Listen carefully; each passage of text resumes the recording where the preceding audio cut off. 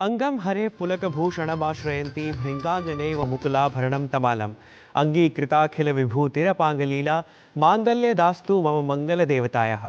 संपूर्ण मंगलों की अधिष्ठात्री देवी भगवती महालक्ष्मी का वंदन करते हुए मैं नीतीश भारद्वाज स्वागत करता हूं आप सभी प्रेक्षकों का हमारे इस विशेष कार्यक्रम सुप्रभातम में।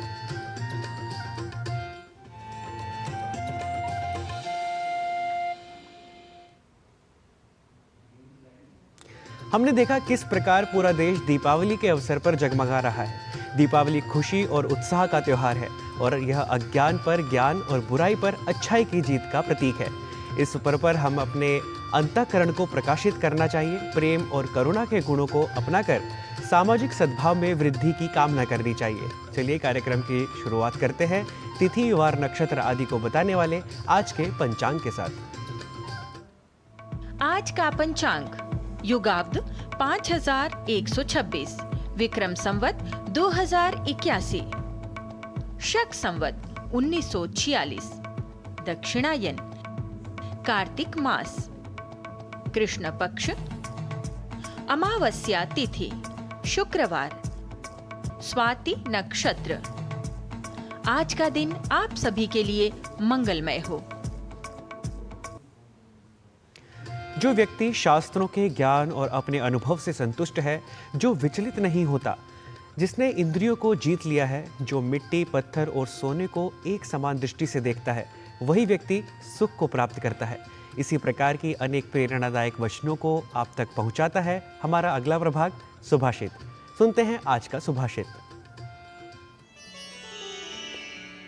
आपन्नाशाय विबुधे कर्तव्या सुहृदो मलाः न तरत्यापदं कश्चित् योऽत्र मित्र विवर्जितः।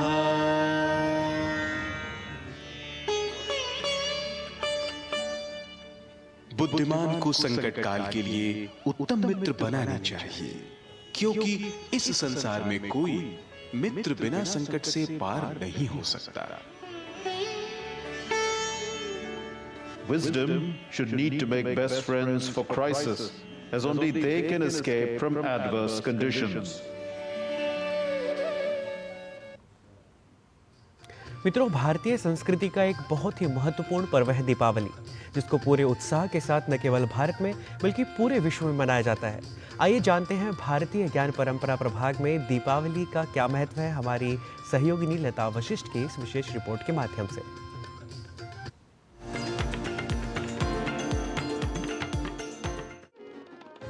दीपो नाशयते ध्वान्तं धनारोग्यं प्रयच्छति कल्याणाय भवत्येव दीपज्योतिर्नमोस्तुते। दीप का प्रकाश अंधकार को नष्ट करता है, आरोग्य तथा धन देता है। सबके कल्याण करने वाले दीप को प्रणाम। भारतवर्ष में मनाए जाने वाले विभिन्न पर्वों का भारतीय संस्कृति में महत्वपूर्ण स्थान है। वैज्ञानिक चिंतन पर आधारित भारतीय संस्कृति के प्राणभूत इन्हीं पर्वों में से एक दीपावली पर्व सनातन संस्कृति का सर्वाधिक महत्वपूर्ण पर्व है। प्रत्येक वर्ष कार्तिक मास की अमावस्या के दिन मनाया जाने वाला दीपावली पर्व हमें हमारे वैदिक परंपराओं के मूल से जोड़ता है। वस्तुतः ज्ञान प्रकाश के अनावरण का नाम ही दीपावली है। अखंड सुख, शांति और आनंद को प्राप्त करना ही दीपावली का प्रकाश है। इसीलिए प्रकाश पर्व दीपावली को अमावस्या की घोर अंधकारमय रात्रि में मनाया जाता है। दीपावली को दीपोत्सव भी कहते हैं। दीपावली का अर्थ है दीपों की पंक्ति अथवा दीपों की श्रृंखला। तमसो मा ज्योतिर्गमय अर्थात अंधकार से प्रकाश की ओर ले चलो, ये उपनिषदों की आज्ञा है। अतः आध्यात्मिक रूप से यह पर्व अंधकार पर प्रकाश, अज्ञान पर ज्ञान, असत्य पर सत्य और बुराई पर अच्छाई के विजय का उत्सव है। दीप मालिका है वो हमारे जीवन में तमसो मां ज्योतिर्गमय, हम ज्योतिष मथा पथाम, जो ज्योतिषमान जो पथ है उसमें चलने की प्रेरणा देता है कि हम अपने जीवन से अंधकार को दूर करें और प्रकाश को अपने जीवन में लाएं, जिससे हमारा जीवन प्रकाश युक्त होकर के आगे बढ़ता रहे। दीपावली का न केवल आध्यात्मिक दृष्टि से बल्कि धार्मिक, सांस्कृतिक और भौतिक दृष्टि से भी विशेष महत्व है। दीपावली मर्यादा पुरुषोत्तम श्री राम का आसुरी शक्तियों पर विजय के पश्चात अयोध्या आगमन की ज्योति का प्रतीक है। पुराणों के अनुसार प्रभु श्री राम के अयोध्या लौटने की खुशी में दिवाली का त्योहार मनाया जाता है। ऐसा माना जाता है कि जब प्रभु श्री राम अयोध्या लौटे तो लोगों ने श्री राम का स्वागत दिवाली मनाकर किया था और पूरी अयोध्या को दियों की रोशनी से सजाया था। धन की देवी महालक्ष्मी की आराधना का पर्व है दीपावली। रिद्धि सिद्धि, श्री और समृद्धि का पर्व है दीपावली। आनंदोत्सव का प्रतीक है दीपावली। ज्योति से ज्योति जलाने का पर्व है दीपावली। दीपावली को स्वच्छता के पर्व के रूप में भी मनाया जाता है।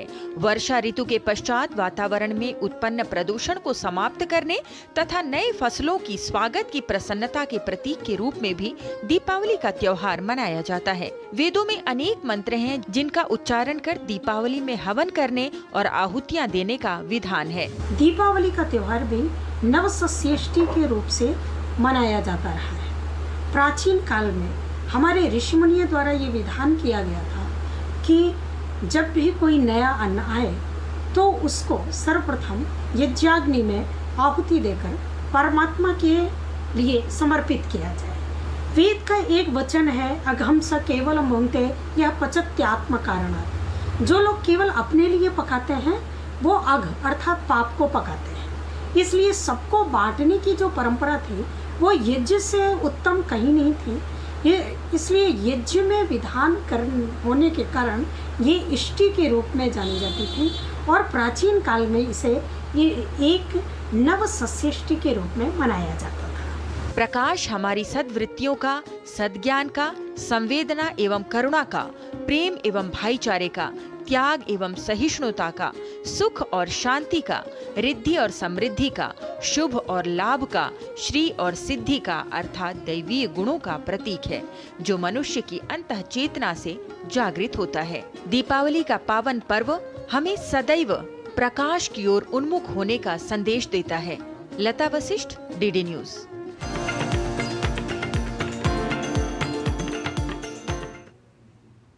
मित्रों, प्रदूषण जनजीवन को प्रभावित करता है। उसमें भी वायु प्रदूषण का दुष्प्रभाव संपूर्ण स्वास्थ्य पर होता है।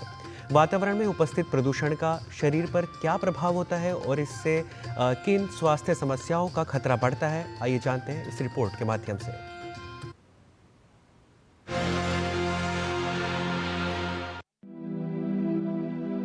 कुछ दिनों से वातावरण में प्रदूषण का स्तर काफी बढ़ गया है। लगातार बढ़ते वायु प्रदूषण से सेहत के लिए खतरा बढ़ रहा है और स्वास्थ्य पर इसके कई दुष्प्रभाव हैं। वातावरण में sulphur dioxide, nitrogen oxide, carbon monoxide, particulate matter PM 2.5 और PM 10 जैसी गैसों और कणों से काफी हानिकारक प्रभाव होते हैं। पोल्यूशन से और सर्दियों में ब्लड प्रेशर की ज़्यादा होने की टेंडेंसी होती है, तो ब्लड प्रेशर की मशीन घर पर रखें और रेगुलर बेसिस पर BP चेक करें। हफ्ते में 2-3 बार जरूर चेक करें और अच्छा रहता है कि एक कागज़ पे नोट भी कर लिया करें, तारीख और ब्लड प्रेशर नोट कर लिया करें। जब अपने डॉक्टर के पास जाएं दिखाने के लिए, उनको जाके वो BP का चार्ट भी दिखा दिया। तो जनरली हम कहते हैं कि ऊपर का BP 140 से कम रहे, नीचे का 90 से कम रहे। उससे ज़्यादा जाए तो हो सकता है दवाई बढ़ाने वाली बात हो, इसलिए अपने डॉक्टर से कंसल्ट करना चाहिए। उसके बाद ये है कि ध्यान रखना है, कई बार जिन लोगों को हार्ट के मरीज़ हैं, जिनको पहले हार्ट की बीमारी हो चुकी है और दवाइयाँ चल रही हैं, वो अपनी दवाइयाँ बराबर लें। दवाई कम बंद ना करें, दवाई रोके ना, क्योंकि दवाई जो होती हैं वो प्रोटेक्टिव होती हैं। इसलिए इस सीज़न में पोल्यूशन के टाइम पर दवाइयाँ बराबर लेना बहुत ज़रूरी है। श्वास लेने पर प्रदूषित कण व्यक्ति के फेफड़ों में पहुंचते हैं। वायु प्रदूषण से व्यक्ति को खांसी, घुटन महसूस होना, सांस लेने में परेशानी, ब्रोंकाइटिस, सांस की नली का सिकुड़ना, श्वसन नली में जलन, सांस फूलना, गले का दर्द, आंखों में जलन, फेफड़ों की कार्यक्षमता कम हो जाना ऐसे दुष्प्रभाव हो सकते हैं। जिन व्यक्तियों को पहले से ही श्वसन रोग है, उनकी समस्याएं बढ़ सकती हैं और गंभीरता उत्पन्न हो सकती है।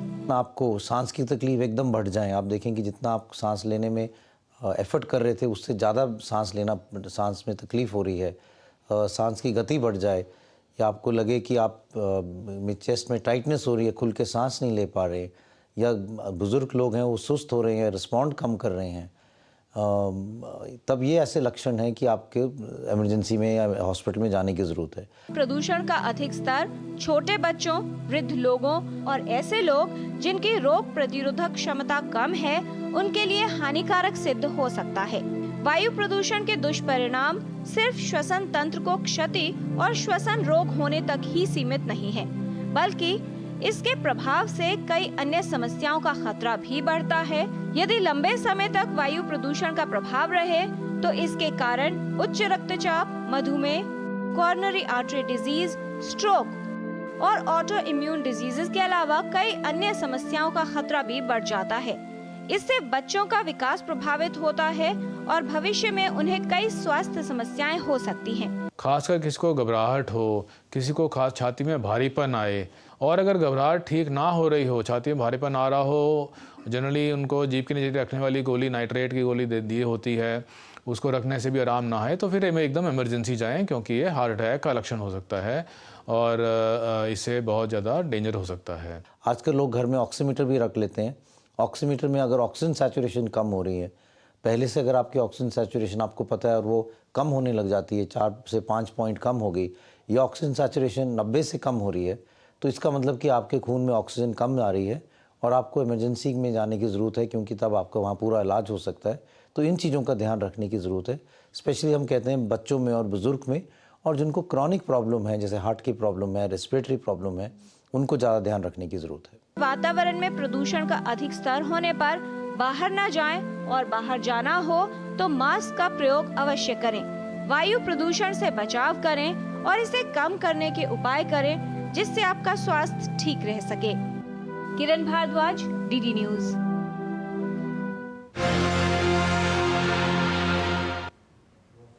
और अब समय है कार्यक्रम में एक छोटे से विराम का। आप देखते रहिए डीडी न्यूज।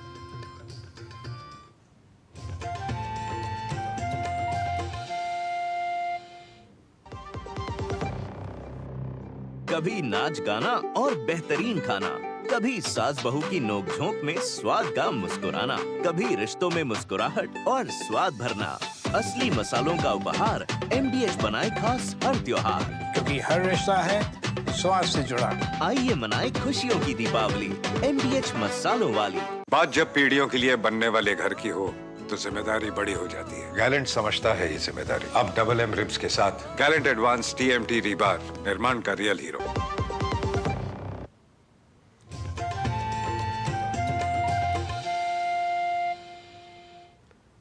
सुप्रभातम कार्यक्रम में आप सभी का फिर से स्वागत है।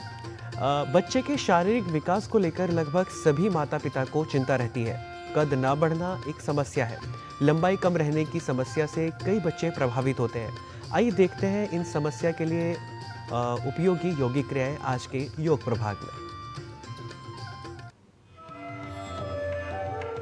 आज का हमारा टॉपिक है yoga asanas for increasing height in children. बच्चों की इंक्रीज करने के लिए हाइट। आज देखते हैं कुछ आसनास। अब हम करने जा रहे हैं पहला आसन, जो है तालासन, जिसके लिए हम लेंगे 1 feet distance between the feet. हाथों को साइड में रखेंगे, सामने की ओर देखेंगे। इनहेल करते हुए दोनों हाथों को और एड़ियों को उठाएंगे। यहाँ थोड़ी देर के लिए रुकेंगे। एक्सेल करते हुए दोनों हाथों को रोटेट करते हुए पीछे से हाथ और एड़ी को साथ में नीचे लेके आएंगे। तो जानते हैं दूसरा आसन, कोणासन 2, जिसके लिए हम पैरों में लेंगे 2.5 फीट का डिस्टेंस। पैरों के अंगूठों को अंदर की तरफ रखेंगे, हाथों को साइड में रखना है। लेफ्ट हैंड को ऊपर की तरफ लेके जाएंगे। इनहेल करते हुए राइट साइड बेंड करेंगे और सामने की ओर देखना है। यहाँ थोड़ी देर रुकेंगे नॉर्मल ब्रीदिंग में। एक्सेल करते हुए सेंटर में आ जाएंगे। पाम्स को टर्न करेंगे और नीचे लेके आएंगे। साइमल्टेनियसली हम अपने राइट हैंड को ऊपर लेके जाएंगे। इनहेल करते हुए लेफ्ट साइड बेंड करेंगे। थोड़ी देर के लिए नॉर्मल ब्रीदिंग में यहाँ रुकेंगे। एक्सेल करते हुए सेंटर में आना है। पाम्स को टर्न करके नीचे लेके आना है स्टार्टिंग पोजीशन में। अब जानते हैं तीसरा आसन, जो है भुजंगासन, जिसके लिए हम पीठ के बल लेट जाएंगे। दोनों हाथों को चेस्ट के बाजू में रखेंगे, फोरहेड को नीचे, और पैरों को साथ में जोड़ के रखना है। इनहेल करते हुए हेड ऊपर, चेस्ट ऊपर, अपने नेवल तक ऊपर उठाना है और नेवल को हम नीचे टच करके रखेंगे, सामने की ओर देखना है, नॉर्मल ब्रीदिंग में रुकेंगे। एक्सहेल करते हुए हल्के से चेस्ट को नीचे, फोरहेड को नीचे ड्रॉप कर देंगे। यहाँ से वन साइड टर्न होना है और हाथों की मदद से हम धीरे से बैठ जाएंगे। तो आइए जानते हैं कुछ प्रैक्टिकल टिप्स हमारे योग गुरु डॉक्टर हंसाजी योगेंद्र से। नमस्कार। बच्चों की हाइट, बच्चों की ग्रोथ के लिए जो भोजन हम खाएंगे वो डेफिनेटली ज़्यादा कैल्शियम, ज़्यादा विटामिन डी और प्रोटीन का होना ज़रूरी है और इसीलिए दूध की बनी हुई चीज़ें और दूध, दही, छाछ, लस्सी ये सब बहुत ही ज़रूरी है। दूसरा, प्रोटीन के लिए ज़रूरी है कि हम फाइबरलेस फूड ना खाएं, ज़रा अच्छा प्रोटीन खाएं और उसके लिए ज़रूरी है कि बादाम, पिस्ता खाएं। सबसे ज़्यादा अच्छा है मूंगफली के दाने, जिसको अगर उबाल कर खाएंगे तो हाइट में बहुत फ़ायदा करेगा। तीसरा, ऐसी एक्टिविटी करें कि जो कूदने वाली एक्टिविटी हो, जैसे रस्सी कूद रहे हैं या ऊपर देखकर उछल रहे हैं, ऐसी गेम्स खेल रहे हैं। चौथा, स्पाइन को हमेशा सीधी रखा जाए, इसलिए सीधा बैठे, सीधा खड़े हो, सीधा चले, ऐसा कि ऊपर की तरफ सिर टच होना चाहिए। इस तरह शरीर को रखें तो हाइट तो बढ़ेगी ही, स्मार्ट भी दिखोगे और सुंदर होगा सब कुछ। नमस्कार। मित्रों, दीपावली को हम संस्कृत में दीपावली और दीपावली भी कहते हैं। तो दीपावली के अवसर पर संस्कृत में शुभकामना संदेशों का हम कैसे आदान प्रदान कर सकते हैं और पटाखों के लिए संस्कृत में क्या शब्द होता है, ये सब जानने के लिए आइए चलते हैं संस्कृत पाठशाला की कक्षा में, जहां हमारे सहयोगी नारायण दत्त मिश्र आपको इस बारे में बताएंगे।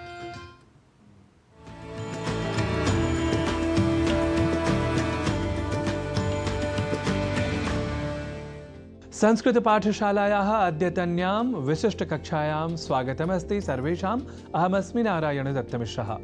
अद्य अस्ति दीपावली, तर्हि आदौ तु स्वीकुर्वन्तु सर्वे दीपावल्याः सुदीप्तान् शुभाशयान्। जी हाँ, दीपावली के पर्व विशेष पर आप सभी के लिए मंगल कामनाओं के साथ आरंभ करते हैं आज की संस्कृत पाठशाला का, जहां हम आज दीपावली पर्व से जुड़े शब्दों को लेकर ही कुछ संस्कृत वाक्यों का कर लेते हैं अभ्यास। वैसे कुछ वाक्यों के प्रयोग से पहले यह जान लीजिए कि जैसे हिंदी में हम दीपावली, दिवाली जैसे शब्दों का प्रयोग कर लेते हैं, उसी तरह संस्कृत में भी दीपावली, दीपोत्सवः इन शब्दों का प्रयोग करते हैं। वैसे विशेष बात यह कि संस्कृत में हम दीपावली को दीपावलिः यह भी कहें और लिखें तो यह अशुद्ध प्रयोग नहीं है। वस्तुतः दीप और आवली तथा दीप और आवलिः ये शब्द स्वरूप हैं इन दो शब्दों के, जहां आवली और आवलिः इन दोनों ही शब्दों को संस्कृत शब्दकोशों के अनुसार शुद्ध समझा जाना चाहिए। अब हमें यदि दीपावली की शुभकामनाएं देनी हो तो हम कह सकते हैं कि भवते अथवा भवत्यै दीपावल्याः शुभकामनाः, अर्थात आपके लिए या आपको दीपावली की शुभकामनाएं। दीपावली के स्थान पर हम दीपोत्सव शब्द का भी प्रयोग कर सकते हैं। हम यह कह सकते हैं दीपोत्सवः वस्तुतः प्रकाश पर्व अस्ति, अर्थात दीपोत्सव वस्तुतः प्रकाश का पर्व है। अब यदि अपनों से छोटों को दीपोत्सव की शुभकामनाएं देनी हो तो हम कह सकते हैं त्वदर्थम दीपोत्सवस्य शुभकामनाः, अर्थात तुम्हारे लिए या तुम्हें दीपोत्सव की शुभकामनाएं। दीपावली के अवसर पर पटाखों का प्रयोग प्रायः किया जाता रहा है। यदि हमें इस तरह के वाक्य संस्कृत में कहना हो तो हम कहेंगे दीपावल्याः अवसरे प्रायः आग्नेय क्रीडनक प्रयोगः जायते, अर्थात दीपावली के अवसर पर पटाखों का प्रयोग होता है। दीपोत्सवे प्रायशः बालाः आग्नेय क्रीडनक प्रयोगम अधिकम कुर्वन्ति, अर्थात दीपोत्सव पर प्रायः बच्चे पटाखों का अधिक प्रयोग करते हैं। पटाखे, रॉकेट, इन्हें हम संस्कृत में सामान्य रूप से आग्नेय क्रीडनकम कहा करते हैं। वैसे आकाश में जाकर प्रकाश बिखेरने वाले क्रैकर्स को हम संस्कृत में आकाश दीपः या आकाश दीपाः यह कहते हैं। तो कर लेते हैं अब वाक्य प्रयोग। आकाश दीपानां प्रयोगः सर्वेभ्यः रोचते, अर्थात आकाश में प्रकाश बिखेरने वाले क्रैकर्स का प्रयोग सभी को पसंद है। वैसे दीपावली के अवसर पर पटाखों के प्रयोग के समय सावधानी बरतने की आवश्यकता होती है। यदि ऐसे भाव के साथ वाक्य प्रयोग करना हो तो हम कह सकते हैं आग्नेय क्रीडनक प्रयोग समये सुरक्षा दृष्टया अधिकम अवधानम देयम, अर्थात पटाखों के प्रयोग के समय सुरक्षा की दृष्टि से अधिक अवधान दिया जाना चाहिए। तो आप आज दीपावली के अवसर पर दूसरों को भी संस्कृत वाक्यों के साथ शुभकामनाएं दे सकते हैं। इसी परामर्श के साथ दूरदर्शन पक्षतः भवद्भ्यः सर्वेभ्यः पुनरपि दीपावल्याः शुभकामनाः। तावत् पुनर्मिलामः। नमो नमः।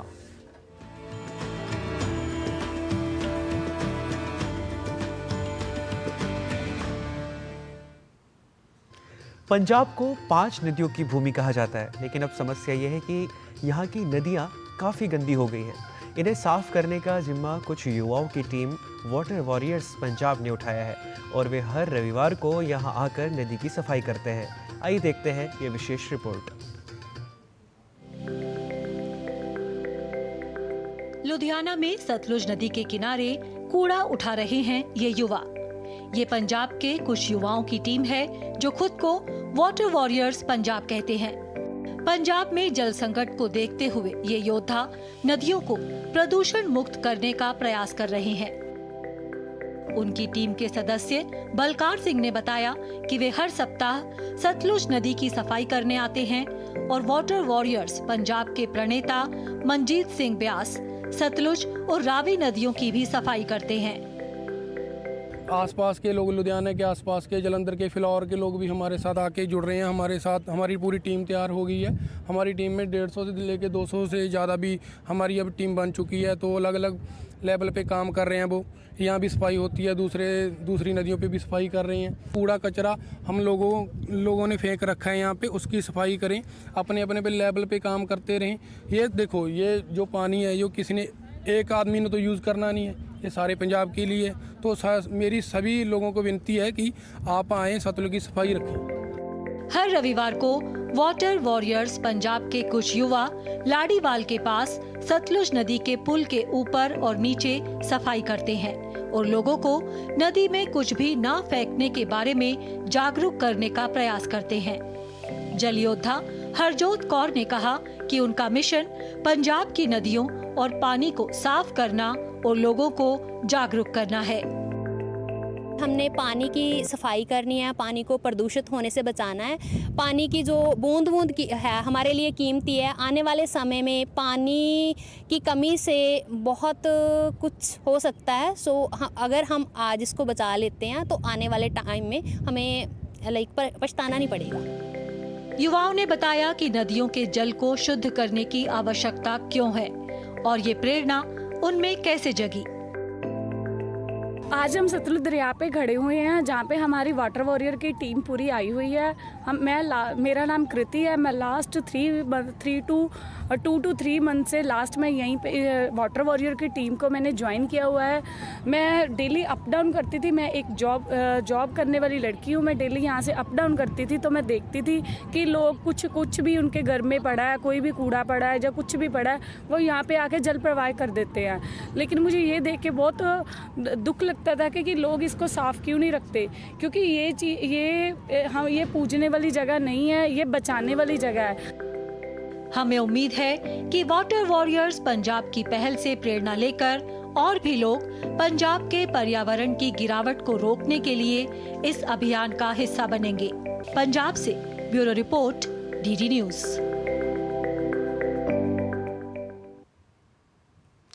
खबरों की दुनिया से जुड़े रहने के लिए अब डीडी न्यूज़ की खबरें और updates YouTube, Facebook, Twitter, Instagram और हमारी वेबसाइट्स पर भी उपलब्ध है और आप इन्हें फॉलो और सब्सक्राइब भी कर सकते हैं।